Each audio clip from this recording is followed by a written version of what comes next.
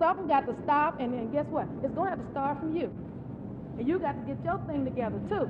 And like all of the rules and regulations that has been set up on what, besides what the policies of independent school district applies to the blacks, and that's some of the grievances, wasn't it, Mr.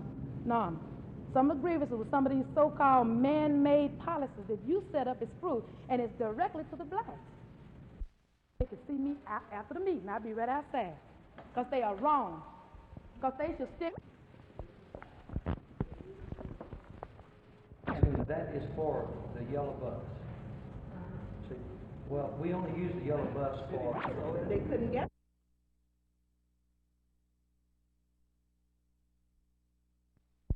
I don't know what the parents would call this for, first of all, but someone can. To bring their money, pay it in the office, and have the bus paid for.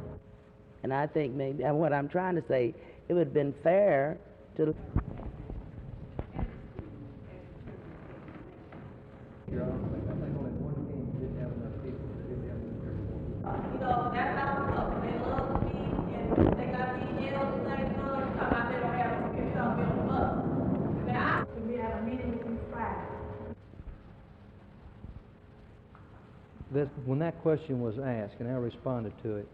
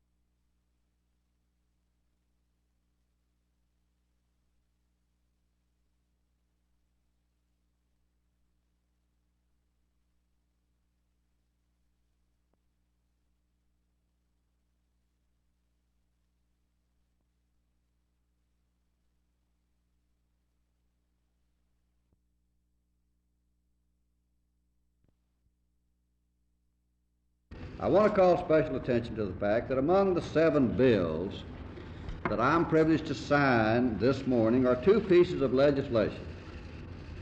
2 pieces of legislation that I consider to be thoroughly important because they grant essential budget execution authority to the governor of this state. We're convinced that these 2 bills are constitutional measures which will allow the governor, whoever he may be, to function effectively as the chief executive and the chief budget officer of the state of Texas.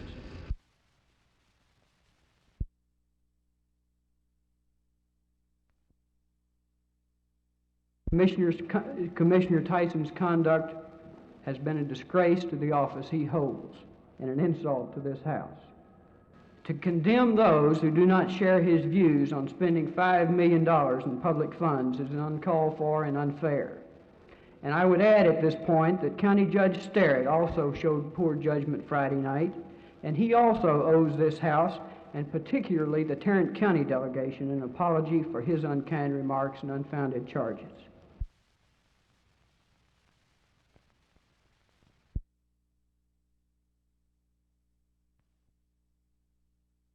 Those who have contributed a $10 million secret fund to the re-election of the president.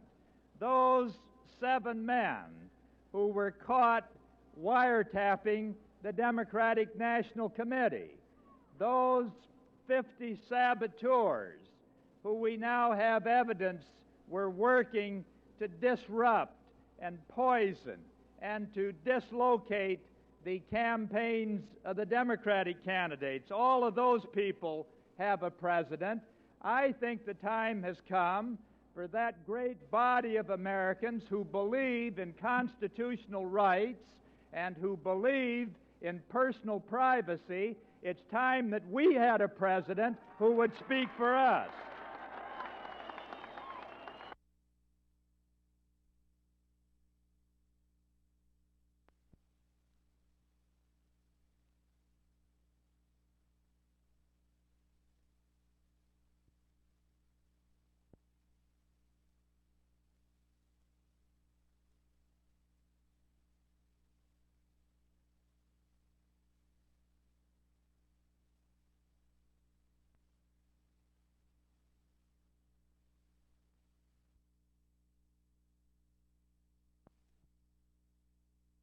The major heroin rehabilitation program for the Dallas area is conducted by Dr. Charles Lett and his staff from the County Mental Health and Mental Retardation Center in South Dallas. The staff currently is treating 140 addicts in a methadone program which is funded by federal, state, and local sources. But Lett says his clinic could add 500 more addicts if the money were available for their treatment. In this case, the treatment is provided primarily by the methadone tablets, which ease an addict's craving for heroin. Among those in Lett's program is this man, who had his first experience with heroin 24 years ago. Since then, he's been in and out of jail, mostly for theft, the crime committed by many addicts to support their habit. And for him, the habit sometimes cost more than $100 a day. As an addict, this man became familiar with the heroin scene in most major cities, and he says Dallas now has become one of the worst. It's near the worst I've seen in the country. Dallas is almost the worst you've seen for any city for heroin? It should be compared with about the worst in the country, yeah. Why is that? It's really bad because the traffic is so heavy. Dallas has really got heavy traffic. Should the citizenry of Dallas be really that concerned about the heroin situation in this area? Is it that much of a problem for people who aren't involved in it directly or not involved in it at all? Very much so. Why? They should be concerned because it concerns them. Addicts have to have it. They have to have the money to secure the stuff so that they all don't have jobs. And so this leads to stealing and robbing and whatever other crimes, have to be committed to secure the funds. So that, every citizen should be concerned about it. As an insider, this man predicts Dallas will have a heroin epidemic within the next year. The solution, he says, is through a methadone rehabilitation program like the one he's in. But he is one of the lucky ones. This kind of help is unavailable for most heroin addicts in Dallas because there is no federal money for an expanded methadone program. Jack Hill, Channel 8 News on the Move.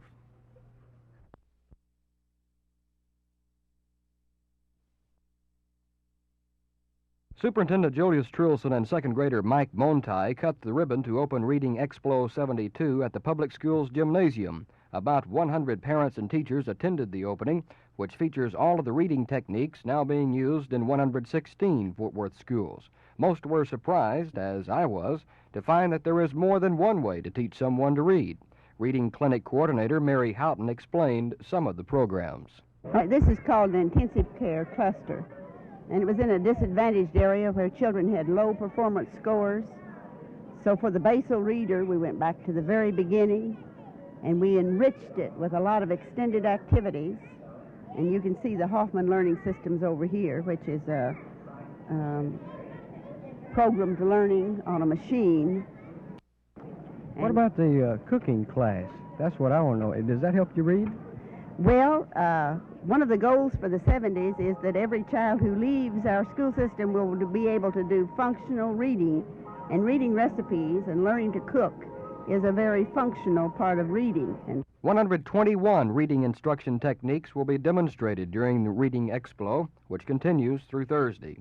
The public is invited to attend. Jim Green, Channel 8 News on the Move, Fort Worth.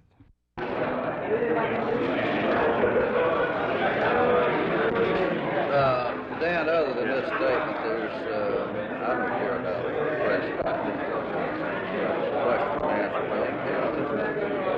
What I thought.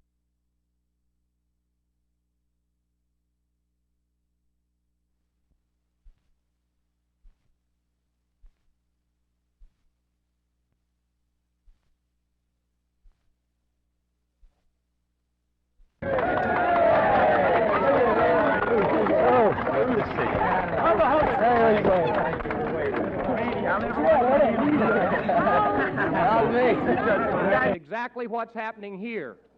Texans are listening to and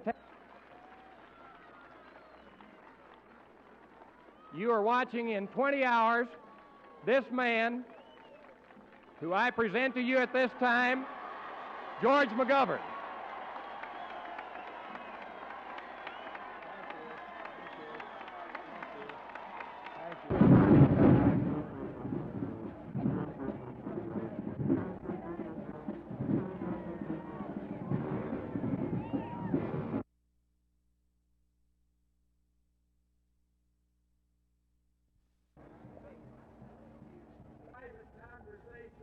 Rally in San Antonio and spoke. What is the most precious single right we have in this country, and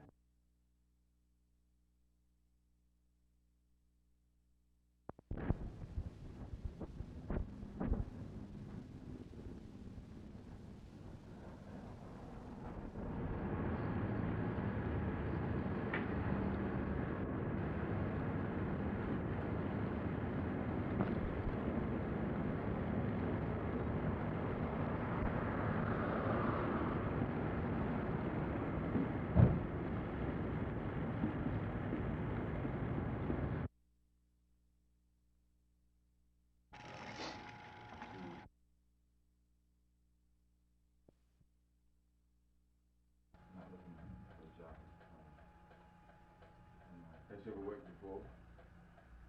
Street work. Nothing disrespectful. Okay, let's see how much medication you can take. Okay, well, this bill was saying she was complaining so much she was having a problem with the work. We'll go ahead. Okay, you ready for us to go through this?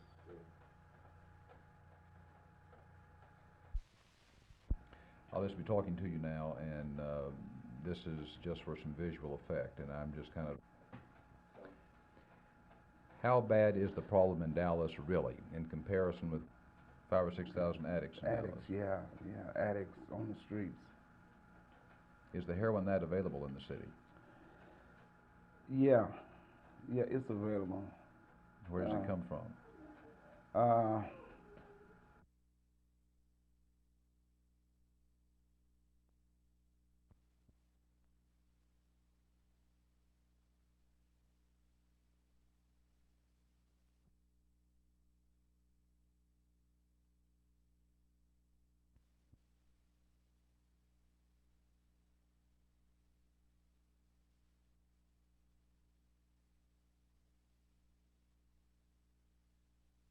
Well, it's a number of inlets for it in the state. I think most we get here is from Mexico, but it's a number of cities where it come in.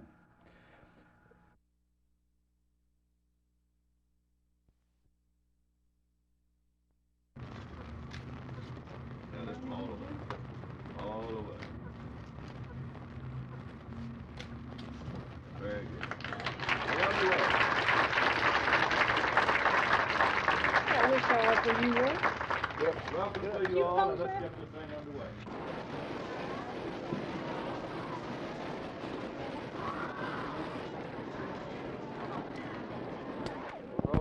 I notice they're using some electronic device or listening device here. What is this designed to do? this is the Hoffman Learning Systems. It's a programmed piece of work that supports a basal reading program.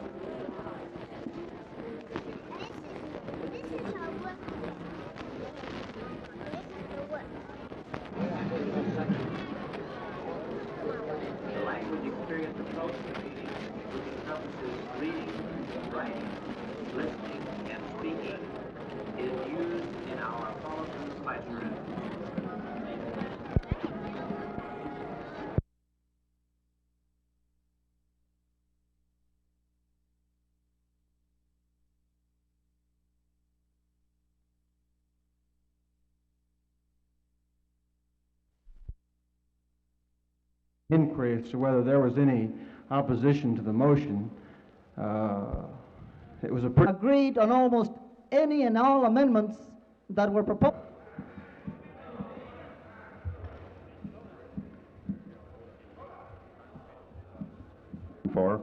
Before this House, both in the committee and in the House.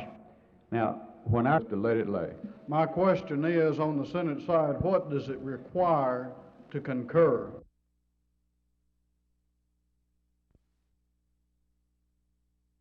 I think the investigations are all around the country, not just in Dallas, are a good thing because they're going to result in tightening up the screening procedures and the paperwork procedures in these regional offices. So to that extent, they ought to help the builder. The builder ought to be able to get his project approved and kind of know where he stands a lot quicker next year. Don't you think it could also hurt the industry, though? I think it's going to slow down paperwork processing. But our agency's come out with a 95% conventional loan now. You can borrow from a savings loan with 5% down, and that ought to offset it quite a bit. Okay, that's fine. That's all we need.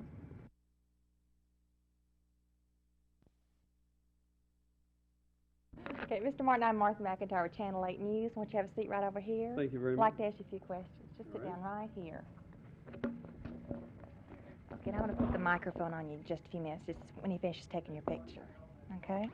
Mr. Martin, with all other kinds of interest rates on the increase, why are home loan rates remaining stable? Last night in Houston, McGovern spoke to 20,000 people. The crowd in San Antonio earlier today was estimated at 10,000, and today's Fort Worth reception was probably somewhere between those two figures. McGovern was 45 minutes late arriving in Fort Worth from San Antonio, but the crowd here showed no signs of going back to work till they got to see and hear their man. The theme he has sounded repeatedly in Texas came through clear again this afternoon. The Nixon administration works against the little man, and the president's re-election campaign is shot through with sabotage and subversion. The statement on Sunday by Mr. Nixon's top White House advisor, Mr. John Ehrlichman, is an astonishing and alarming statement. Now, this is what he said. He said that hiring a network of more than 50 political operatives to forge letters, to impersonate officials of various Democratic campaigns, to incite political riots at our political rallies, to issue phony press releases in the name of others, in this case in the name of Democratic campaigners, to withhold evidence from a grand jury, to illegally enter the offices of the opposition party, to steal private files, and to unlawfully wiretap the private conversations of Democratic officials. He said all of these things are just political pranks that we've always had in American politics.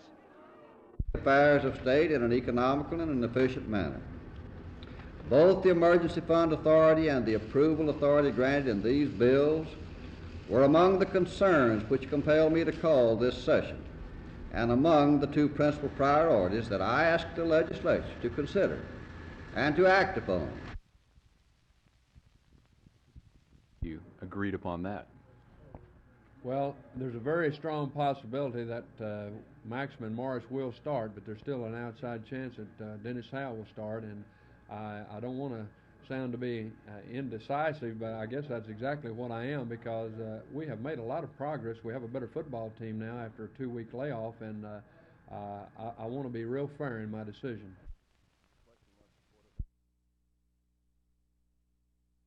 But the categories are pretty broad, and there are no rigid guidelines established. One.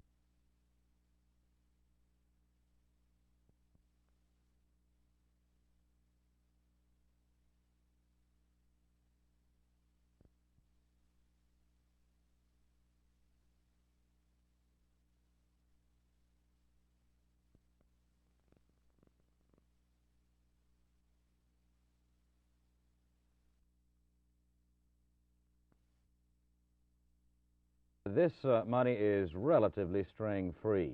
There are a number of things that are prescribed that the money should be spent for in the case of local governments, and that would include water and sewage disposal, police and fire protection, education. There are some things that they specify it should be spent for. Is there any reason, sir, why the federal tax rate couldn't be cut to allow this money to remain in the community, thus cut out the middleman? As a matter of fact, revenue sharing is a stopgap measure. I don't think there are any of us that expect or intend that it should be a permanent program, but only a temporary program until such tax resources as have been preempted from state and local government by the federal government can be returned to the states. I hope that this can come within the next few years. Thank you.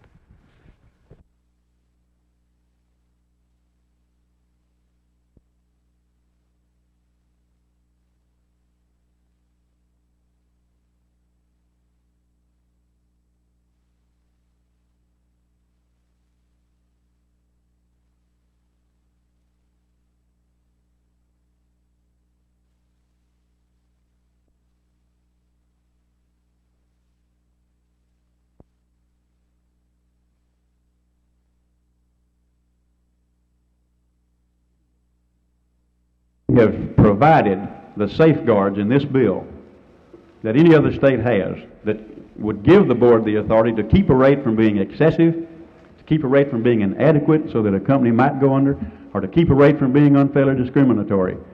We've responded to the will of this House and put in a ceiling to guarantee that no rates will go up prior to October 1st, 1973 on automobile lines, and this protection are on fire and extended coverage lines as they're in effect on January 1st, so that for a year's time nobody can say this bill resulted in higher rates, because it cannot do it. I think there will be some rate reductions. The insurance bill isn't out of the woods yet. It was still scheduled before the Senate this afternoon for concurrence, and since it was a Senate bill in the first place, the Senate may vote it down. There have, after all, been several House amendments tacked on. If the Senate does not concur, it must still go to a conference committee of 5 senators and 5 representatives. There, they'll try to thrash out differences and get the bill out before the session officially ends at midnight tonight. Phil Reynolds, Channel 8 News on the Move, on the floor of the House of Representatives in Austin. The San Antonio crowds delayed McGovern's departure from there, so it was 12:45 when he finally got to downtown Fort Worth. But the crowd was really warmed up by then and ready to cheer him on as he sounded his oft-spoken charges that Richard Nixon is virtually an enemy of the little man in America.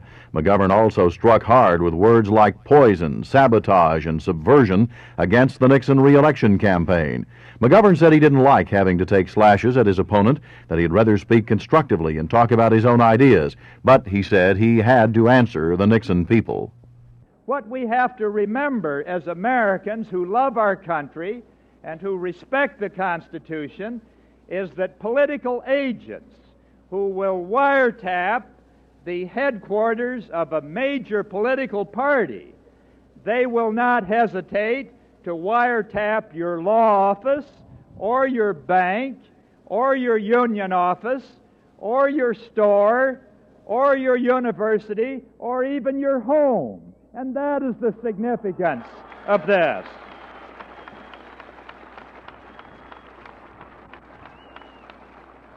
Let me say once again, it is time that the people who want government restored to decency and integrity and honesty and constitutional principles, it's time that we had a president who spoke for those interests in the White House.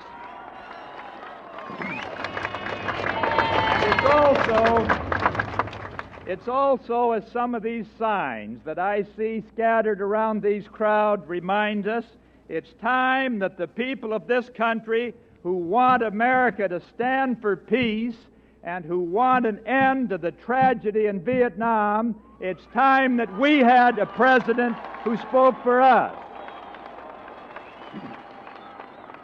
No one here is willing to estimate the size of the crowd, but it is probably the largest of its kind ever in Fort Worth. Jerry Taff, Channel 8 News on the Move at the McGovern speech in Burnett Park in downtown Fort Worth.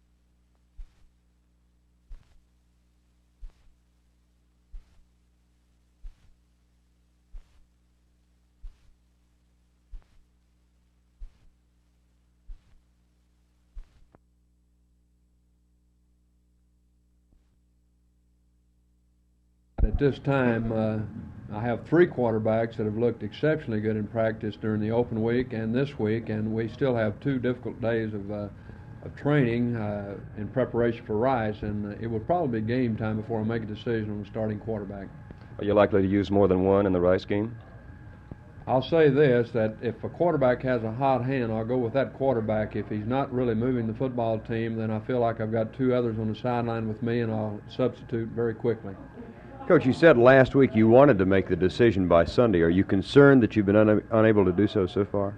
No, actually, I'm encouraged because the quarterbacks have improved during practice to the point that there's not much to choose between the 3 of them. I started to say 2, but actually John Blackburn is also in the picture, and I think that any one of the 3 will be able to do a very fine job, and the difficult thing is deciding which one to start with.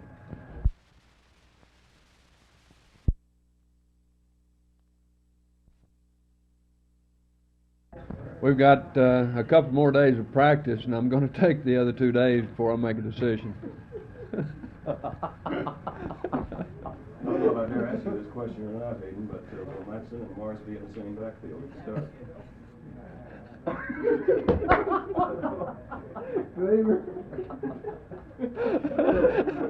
Hey, y'all can't edit this, can't you? Go ahead and say a few words, Frank. Let's cut it.